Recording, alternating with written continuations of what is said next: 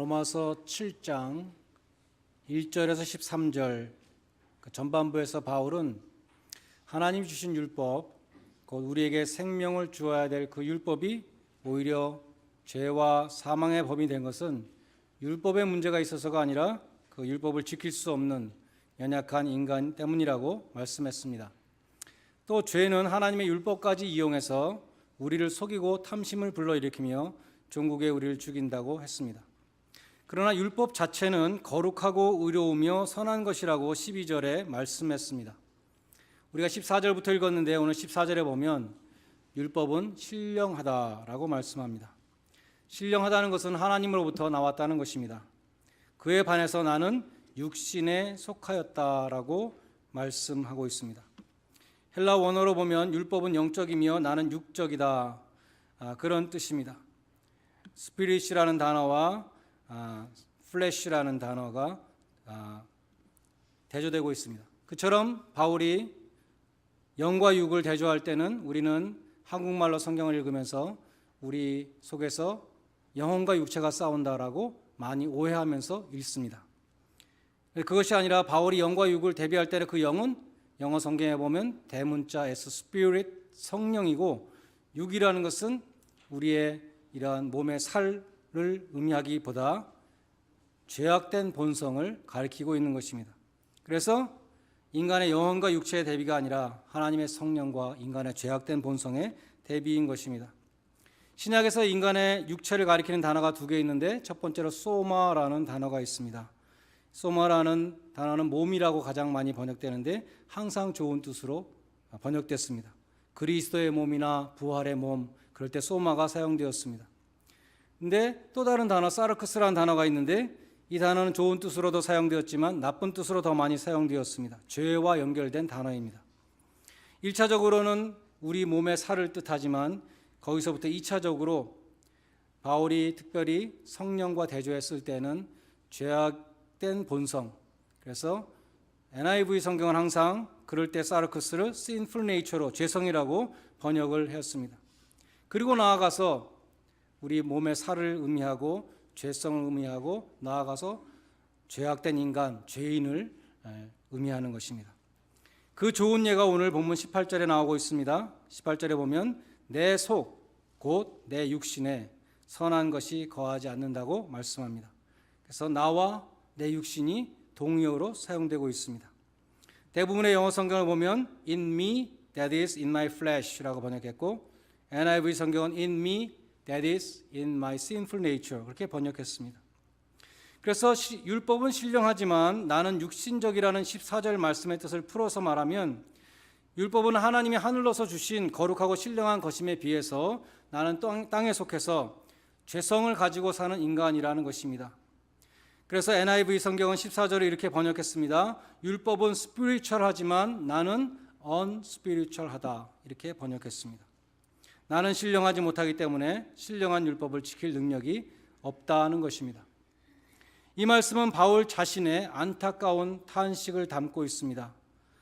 이러한 자신의 무력함을 호소하는, 죄 앞에 날마다 넘어지는 자신의 모습을 고백하고 있는 바울이 누구입니까?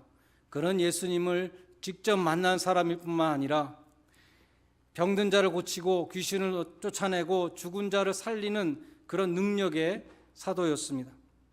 그러한 사도 바울쯤 된다면 시험과 환난이 와도 흔들리지 아니하며 죄의 유혹도 과감히 물리칠 것이라 생각되는데 오늘 본문에 보면 바울이 충격적인 고백을 하고 있습니다. 나는 죄 앞에 무력한 인간이라고 말하고 있는 것입니다. 바울과 같은 위대한 사도가 그랬다면 평범한 크리스찬들, 우리들도 믿는다고 하지만 하나님의 말씀대로 살지 못하는 그러한 모순을 보이는 것에 대해서 놀랄 일이 아닐 것입니다. 그렇지만 우리는 바울도 그러니까 우리도 얼마든지 그럴 수 있다라고 그렇게 위안만 하고 지나갈 것이 아니라 바울처럼 우리도 애통하고 하나님의 도움을 구하는 그러한 성도가 되어야 한다는 것입니다. 바울의 갈등은 25절 마지막 절에 잘 요약되어 있습니다. 내 자신이 마음으로는 하나님의 법을, 육신으로는 죄의 법을 섬기노라. 여기서도 NIV 성경은 육신이라는 사르크스라는 단어를 플래시로 번역하지 않고 sinful nature로 번역했습니다. 예수를 믿고 회개하고 새로운 피조물이 된 성도에게 주신 새로운 마음으로는, 이 마음으로는 하나님의 법을 따르고 싶지만 우리의 죄악된 본성이 우리로 하여금 죄가 시킨 대로 하는 죄의 종으로 만든다는 것입니다. 팀 켈러 목사님은 그러한 양면성을 multiple selves 혹은 diverse selves 그렇게 번역했습니다. 우리의 셀프가 두 개가 있다는 것이죠. 프로이드라는 그 심리학자도 리비도와 슈퍼에고가 있다 그랬죠. 우리의 원초적인 본능으로 가득 차 있는 리비도가 있고 그것을 제어할 수 있는 슈퍼에고가 있다 그랬습니다. 바울은 거듭나기 전에 옛사람과 거듭난 새사람을 옛사람과 새사람으로 그렇게 표현합니다. 오늘 본문 22절에 보면 새사람을 또 속사람이라고 부르고 있습니다. 그처럼 예수를 믿고 거듭난 그리스도인들에게는 different selves, 자아가 서로 충동하는 자아들이 있다는 것입니다. 바울은 오늘 본문에서 옛사람과 새사람의 갈등을 자세히 묘사했습니다.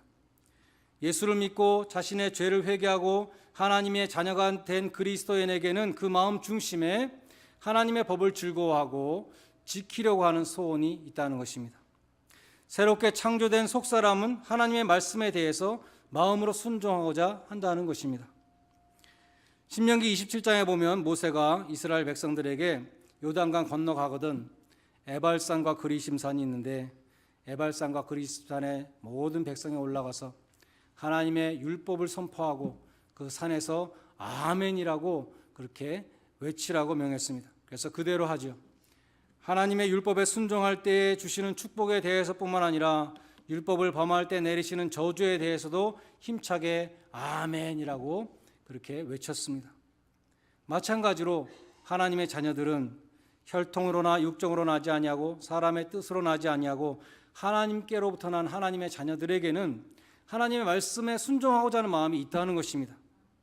그리고 진심으로 아멘 한다는 것입니다. 신자는 진심으로 하나님의 법을 행하기를 소원하는 사람입니다. 하나님이 미워하시는 죄를 나도 미워하는 사람입니다.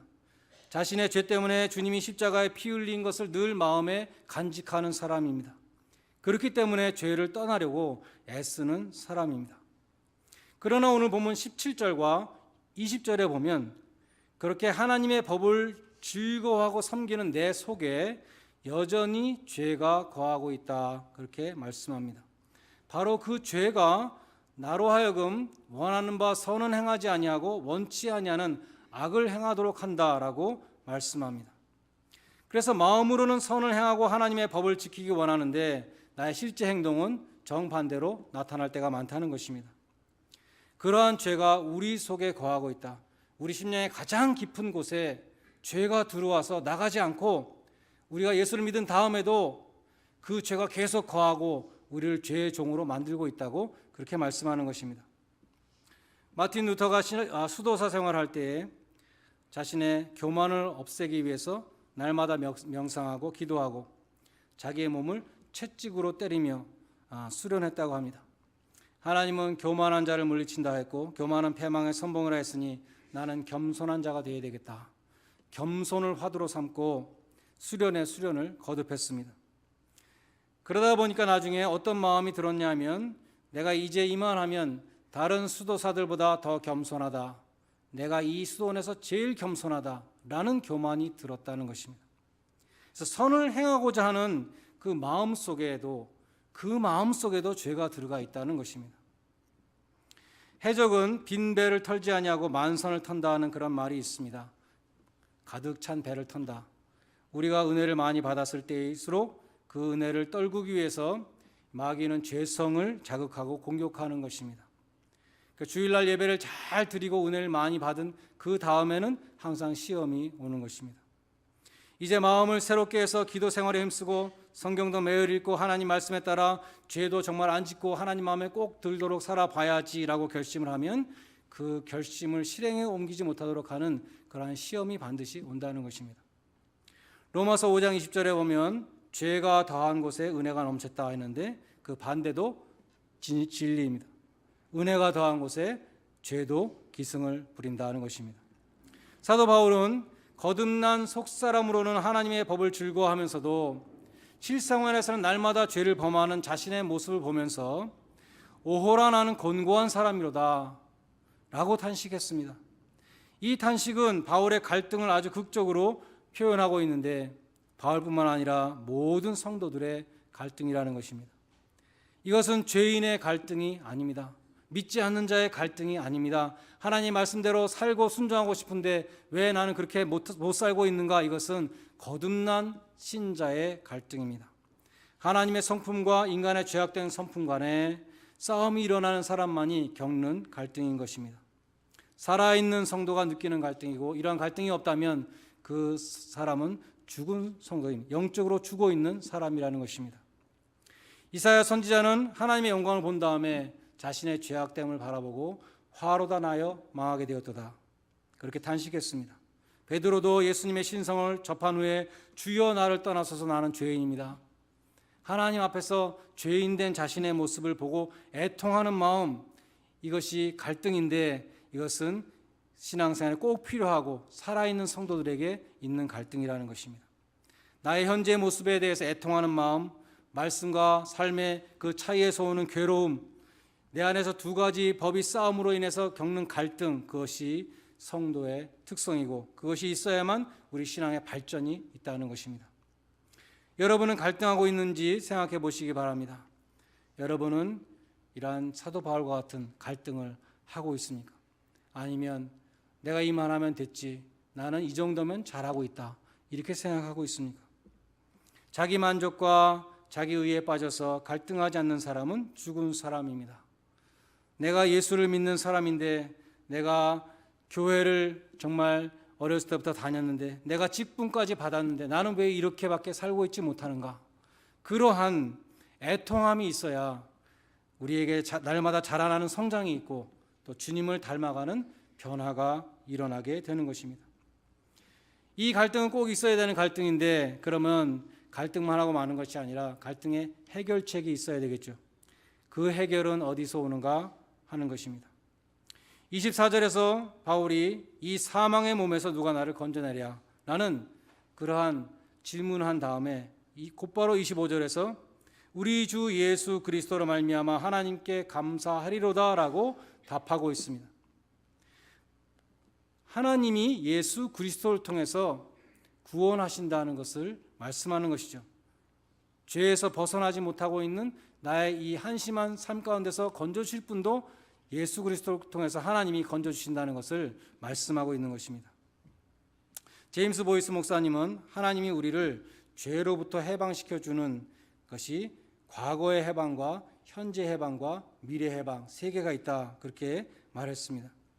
과거에 이미 이루어진 해방은 deliverance from sin's penalty, 죄의 형벌로부터의 해방입니다. 그래서 예수님의 십자가에서 이루어졌습니다. 현재적인 해방은 deliverance from sin's power, 죄의 권세로부터의 해방이죠. 지금 사도 바울이 말하고 있는 것입니다. 죄의 권세가 너무 크기 때문에, 죄의 파워가 너무 크기 때문에 내가 대항해서 이길 수가 없다는데, 거기서부터도 하나님이 구원해 주신다는 것입니다. 미래의 해방은 deliverance from sin's presence, 죄의 존재로부터의 해방입니다. 우리가 천국에 가게 되면 거기는 죄가 없습니다. 죄를 짓고 싶어도 죄를 지을 수 없습니다. 그것이 궁극적인 마지막 죄로부터의 구원인 것입니다. 죄란 무엇인가? 죄라는 것은 하나님의 말씀을 어기는 것입니다. 하나님의 명령을 범하는 것이 죄입니다. 아담과 하와가 선악과를 따먹지 말라는 하나님 명령, 최초의 명령을 어긴 것이 최초의 죄였습니다. 그처럼 하라 하지 말라, 하나님의 명령을 다 모아놓은 것이 율법입니다. 그래서 아담과 하와가 하나님의 명령을 어기고 형벌받은 것처럼 율법을 어기는 사람에게, 그 중에 하나만이라도 어기는 사람에게는 저주가 임하고 심판이 임하는 것입니다. 그것이 율법의 정죄입니다. 갈라디아서에 보면, 자유의 복음을 말하고 있는 갈라디아서에 보면 율법의 정죄로부터의 자유와 해방을 많이 말씀합니다. 3장 13절에 보면 그리스도께서 우리를 위하여 저주를 받은 바 되사 율법의 저주에서 우리를 속량하셨다라고 말씀합니다. 3장 23절과 4장 5절에 보면 믿음이 오기 전에 우리가 율법 아래 매인바 되고 갇혔었다고 말씀합니다. 그러나 하나님이 그 아들을 보내사 율법 아래 있는 자들을 속량하셨다, 구해 주셨다라고 말씀합니다. 그러한 율법의 정죄로부터 해방은 성자 예수님을 통해서 이루어졌습니다. 로마서 8장 1절과 2절에 보면 그러한 율법의 정죄로부터 해방을 선포하고 있습니다. 그러므로 이제 그리스도 예수 안에 있는 자에게는 결코 정죄함이 없나니 이는 그리스도 예수 안에 있는 생명의 성령의 법이 죄와 사망의 법에서 율법에서 너희를 해방하였음이라고 말씀하고 있습니다. 예수를 믿는 자들은 율법의 정죄로부터 이미 해방되었습니다.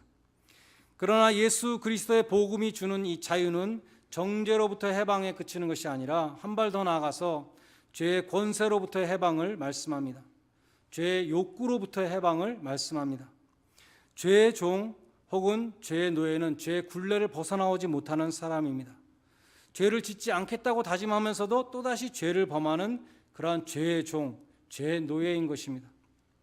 로마서 7장에는 그처럼 아무리 힘쓰고 했어도 하나님의 법을 지키지 못하는 바울의 갈등과 탄식이 나옵니다. 바울과 같이 위대한 사도도 자기 스스로의 힘으로는 죄를 이기지 못한다는 것을 고백했습니다. 그러나 이어지는 로마서 8장에서 바울은 말합니다. 죄와 싸워서 이길 수 있는 힘은 오직 성령님이 주시는 것이다 라고 말씀합니다. 성령님께서 우리 마음을 감화감동시켜서 우리가 정말 기쁨으로 자원해서 하나님 말씀에 순종하고자 하는 그런 마음을 주신다는 것입니다. 그래서 죄의 권세로부터 해방시켜 주시고 죄의 영향력으로부터 자유케 하시는 것입니다. 그처럼 성령의 도우심으로 우리는 궁극적으로 죄의 권세로부터 점차로 해방되는 것입니다. 우리는 죄의 정죄로부터는 이미 해방되었지만 우리의 삶 가운데서 현재적으로 날마다 죄의 권세 앞에 우리가 무릎 꿇는 것이 아니라 죄의 권세로부터 우리가 해방되고 죄의 영향력으로부터 자유함을 누리게 되는 것은 성령님의 도우심으로 우리가 그렇게 된다는 것입니다. 갈라디아서 5장 16절과 25절은 그러한 그리스도인의 성령을 따르는 삶에 대해서 live by the Spirit 혹은 walk in the Spirit 그렇게 표현했습니다. 성령을 쫓는 삶, 성령으로 행하는 삶, 그러한 삶 가운데 우리는 죄의 권세로부터 해방되는 그러한 자유인이 된다는 것입니다. 그런데 그처럼 바울은 죄의 형벌로부터의 자유를 전하고 가르쳤습니다. 또 죄의 권세로부터 우리는 성령님의 힘으로 해방될 수 있다고 가르쳤습니다. 그러한 바울이 왜 로마서 7장에서 이렇게 나는 죄 앞에 철저히 무력하다고 왜 이런 말을 하느냐 하는 것입니다. 그 이유는 죄의 권세를 이길 힘이 자기 자신에게는 없다는 것을 말씀하는 것입니다. 이것이 가장 중요한 포인트입니다. 죄의 권세를 이길 수 있는 힘이 나에게는 없다는 것을 분명히 보여주기 위해서 이렇게 로마서 7장에서 자신의 무력함을 철저하게 고백하고 있는 것입니다. 고린도후서 1장에 보면 디모데와 바울이 아시아에서 너무나 극한 환난을 당해서 살 소망이 끊어졌다고 말합니다. 그리고 이어서 바울은 말하기를 그렇게 살 소망조차 없는 환난이 오히려 우리로 하여금 자신을 의뢰하지 않고 하나님만 의뢰하게 하였다라고 그렇게 말씀하고 있습니다. 인간적인 힘으로 아무것도 할 수 없는 지경이 되었을 때에 비로소 하나님만을 의뢰하게 되었다라고 고백했습니다. 죄의 문제에 있어서 똑같다는 것입니다. 로마서 7장에서 바울은 도저히 인간의 힘으로 이길 수 없는 죄의 파워, 그 권세, 자기를 사로잡아 오는 그 죄의 세력 앞에서 누가 이 사망의 몸에서 나를 구원해 줄 것인가 그렇게 절규했습니다. 도저히 자신의 힘으로 해결할 수 없는 절망 가운데 비로소 예수 그리스도 안에서 구원을 주시는 하나님을 바라보게 되었다는 것입니다. 죄와 사망으로부터 최후의 승리를 주시는 주님, 마귀의 정세와 권세를 벗어버리고 밝히 벗어버리고 십자가로 승리하신 주님을 바라보게 되었습니다. 주님은 그처럼 십자가와 부활을 통해서 죄와 사망에 대한 최후의 승리를 이루시고 다음에 떠나가실 때에 제자들에게 성령이 오실 것이다. 성령님이 오셔서 너희에게 첫 번째로 죄에 대해서 깨닫게 해주실 것이다. 이렇게 말씀하셨습니다. 죄에 대해서 책망하실 것이다. 성령님의 사역은 첫 번째로 죄를 깨닫게 해주시는 것이지만 성령님의 사역은 거기서 그치지 않고 죄를 이길 수 있는 힘을 주시는 것입니다.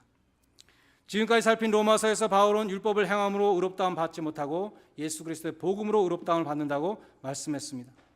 성도의 삶은 그러나 의롭다함을 받는 것에 그치는 것이 아니라 그 다음부터 성화의 삶을 살아야 되는 것이죠. 성화의 긴 과정에 들어가게 되는데 마음속에 깊이 자리 잡고 있는 이 죄를 이길 수 있는 그 힘은 성령님이 주시는 것이다. 바울은 말씀하는 것입니다. 로마서 8장 13절에 보면 성령으로서 몸의 행실을 죽여야 한다고 말씀합니다. 육신을 쫓지 아니하고 성령을 쫓아 행하는 자에게 율법의 요구가 이루어진다. 로마서 8장 4절은 말씀합니다.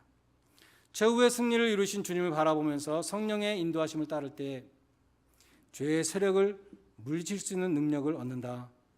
성도들의 갈등에 대해서 성경이 주는 궁극적인 해답인 것입니다. 갈라디아서 5장 17절에 보면 육체의 소욕은 성령을 거스리고 성령의 소욕은 육체를 거스린다. 육체라는 것이 죄의 본성이라고 했죠. 죄성입니다.